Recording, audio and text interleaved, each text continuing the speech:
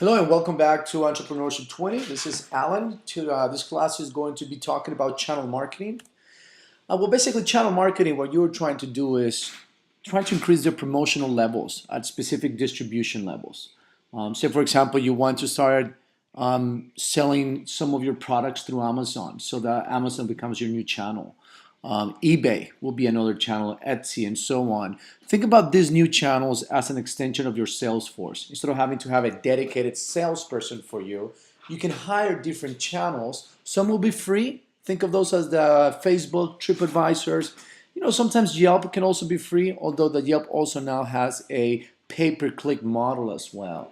But the channel itself is a different distribution methods where you can connect your customers with your products or services so that you can make that transaction and collect money. There are two distinct ways of channel marketing. There's the traditional way. Think of the 1950s. Maybe that's too far back. But the point is, think about the old traditional way of getting things done.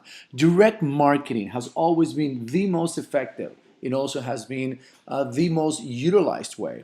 I mean, you still go to your house, and when you get home, you have a ton of mail waiting for you. That's what direct marketing is all about. It's with your name on it. It's thinking of you. It's directly to you. So it's focused 100% in the intended customer or that ideal customer. Other traditional channels will be putting it on the newspaper or other print versions. Radio, TV, telemarketing is one of those also traditional channels. Think about your phones ringing up at night or during the daytime, somebody wanting to sell you something. And of course, resellers and partners. This is when you hire a third-party vendor to sell stuff for you. So say, for example, if you have goods that you're trying to sell and you put them on the shelf at Safeway, well, then your reseller partner will become Safeway. Any other reseller also becomes that traditional way. Why do people use traditional tools? Because they're effective. The reality is that direct marketing does work. People do open the mail and they look into what offers coming their way. People do answer the cell phone or the phone, and if you have them on the phone and you have an engaging message, you may be able to connect with them and sell them something. I mean, think about this from this perspective. If you needed to sell something to that specific individual, your ideal customer, you know who ideal customer is, you know where they work, you know when they can call them, and if you can give them a call and get them on the line, then at that point it'll be your skills of being able to convey the value that you bring to close that deal. And when you do close that sale, it becomes an automatic win, and that's the reason why telemarketing is still being utilized today. Now, social media marketing is kind of like more of a softer channel, right? It's a softer channel that is more passive rather than aggressive. Think about telemarketing. It is an aggressive way of going hunting, going after your customer. Social media, well, you are more hoping that they will click on your ad or that they will be on their Facebook feed or their Instagram, they'll like the picture. Or they'll read reviews on TripAdvisor or Yelp or Snapchat. This is the social media. And why is social media so important? Because social media is kind of like having a group of people talking about you and creating a buzz. Why it's exciting to do it. And people want to do what other people are doing. So if it's highly sociable, it's highly talked about, people are more likely to want to go ahead and do it in that regard. That's the reason why sites like TripAdvisor and Yelp do so well, because it's a rating system. People believe that these ratings are to be great. People use this as the North Star, whether they want to buy something or a product or an experience based on what other people have experienced on it. I mean, when you want to buy a TV, you read the reviews. When you want to take an experience base, you read the reviews. When you go to a restaurant, you look them up and see how was the food, how was the service. So it does help a whole lot to have a strong social media presence. And that's the reason why you need to have now a marketing mix. There's no way nowadays that a company can survive on only one channel. They need to make sure that they have multiple marketing channels working together in order to get to the customer. Because the customer are always checking and balancing. They're looking at what else is going on out there. I mean, think about it for yourself. If somebody wants to sell you a jersey for the 49ers, you'll click on that jersey and then you can Google right away and start looking at other jerseys and figure out the price point is the best and the delivery point is the best and so on. It's what happens with Amazon. You go to Amazon.com and you're buying stuff, you look at something and you start comparing. And you start comparing the reviews that come out in Amazon. Are these good or they're not good? You look for the one that has the most amount of reviews with the most amount of stars, and typically that's the one that usually sells the most. So your marketing mix needs to be a combination between all of this, the traditional tools such as print ad, radio ads, telemarketing, direct mail, and of course the social media tools. Facebook is the giant. You cannot just skip Facebook, even though if you feel like it's staying behind or so on. The reality is that many people still go to Facebook to get information. Instagram and Yelp, they all kind of work together. But an ideal marketing mix will have both traditional social media tools like telemarketing and print ads, and of course traditional and then social, such as telemarketing, print ads, Facebook, and Yelp. So the reality is that it doesn't matter which ones you choose. You've got to choose the ads or the channels that you think your customers are going to be found the most. Right? If you think that your customers are always reading the penny saver, then you need to make sure that you are on the penny savers. But if you don't know what the penny savers newspaper are, then probably your customers won't know what that is either. So you have to identify what are the channels that you need to be on so you can actually directly reach your customers. And then once you do identify the channels that you're going after, you've got to track the return on investment for every single marketing channel. You've got to track this information. Otherwise, you'll continue to spend money and you don't know if you're getting the return that you're looking for. The reality is that if you find a channel that is working very well, why wouldn't you just add more money to the channel and increase the amount of volume that you can get to that channel? Right? So for example, if you're doing really well on a Facebook ad, why don't you just increase more money on that Facebook ad so you can get more likes, so you can get more views, so you can get more people to buy your services? In the same way, if you have an underperforming channel, it must be evaluated. You want to evaluate it for two things. The first thing you want to evaluate is the campaign good enough or do I need to tweak it? And if the campaign is already good enough, it's got all the information that it needs to have in order for the sales to be made, but people are just simply not buying it, maybe that's not what your customers are going for information. So at that point, what you want to do is cancel that and move on to a different channel. Let me give you an example of what your marketing mix needs to look like.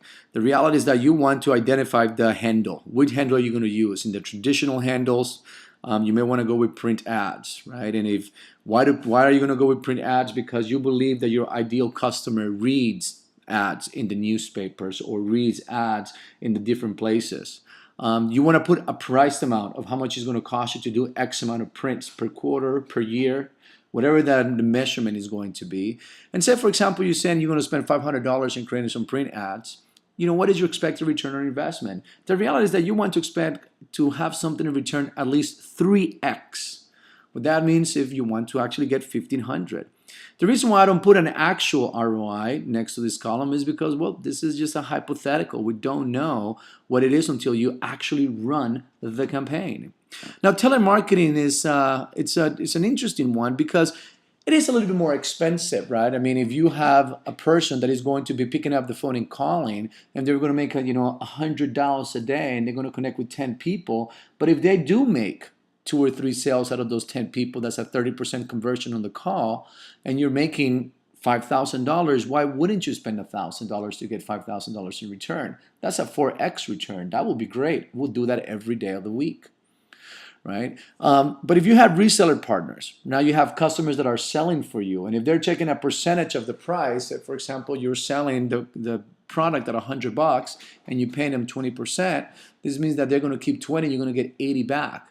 If you're going to spend $1,000, and what is the return, or $10,000, what is the return that you're expecting? Is it 5x, 10x, 1x? This will be completely up to you. Now, the catch with social media is that you cannot utilize that simple equation right away. You've got to use something a little bit more elaborate. You got to go through impressions first. Facebook, the reality is that you want to see how many eyeballs are going through your page. That's what we call impressions. The same thing with Twitter, the same thing with Instagram. When you start looking at what they do is you want to see how many views of your ad, of your post, and so on. And then once you kind of calculate this, then eventually you can go ahead and turn it into the simple math of what is the actual return on investment. Now, measuring ROI, the reality is that there is no set formula. Or maybe to rephrase that, there is no set amount of what it needs to be. Sometimes 1x, 2x will be good enough. Sometimes 3x is the minimum, in my opinion. you want to go as high as you possibly can. Let me give you an example, right? If you create an ad that is going to cost you $500 and it creates $500 in return, this means you broke even, which means you work just to pay for that ad. Why would you want to just work to pay for an ad? So for me, I want at least a 3x return, right? I don't want to just pay for the ad. I want the ad to bring me profits. So if I pay $500 in ads, I want expected a 3x return, then my return should be about $1,500. It's the same thing in impressions. You want to make sure that you know how much impressions you're going to get over time. And then once you know those impressions, you start calculating that. You say you get 450 views or maybe 4.5 million views, and you get 10 people to buy something from you, then now you can start correlating directly the number of sales that you made with the number of views and how much money you spend on that. So if you spend $200 in views and you get 4.5 million to view your ad and 10 people to buy it, then now you can start creating a formula and see those $200 are giving you the 3x return or more. Let me give you a quick example. The reality is that as a marketing manager or your marketing team should always be testing and adjusting. When San Francisco Love Tours, our tour company, started, we had 32 marketing channels. Both of them are promotional sales, partner channels, social media, traditional media, and so on.